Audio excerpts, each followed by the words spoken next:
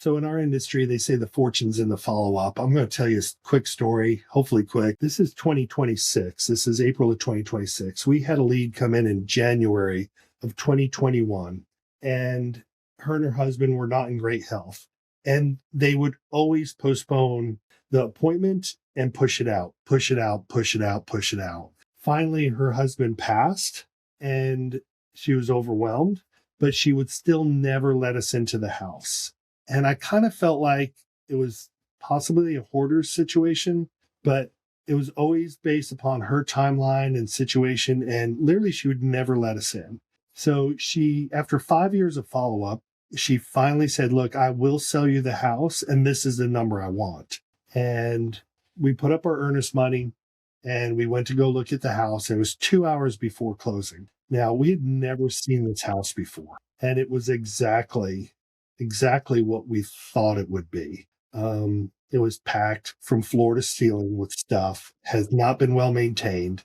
And we had one shot to do this deal. I brought my contractors in there with me, and we walked through that property, took us several hours.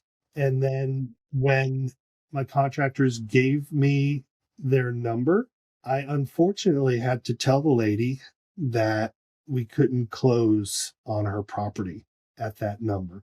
And it was the only time that we had ever backed out of a contract after our option period. But literally, she never let us in the house. And it needed a lot of work. But I told her where we needed to be at on her number. And 2 days later, she did call us back. And she said, you know what?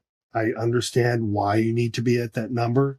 And I am ready to get this phase of my life concluded. And she wanted to move forward. So it's very rare that we've never ever backed out of a deal, but that was a very rare circumstance. And after 5 years of follow up and only allowing us to look at it 2 hours before closing, we had no option but to back out because we would have lost tens of thousands of dollars.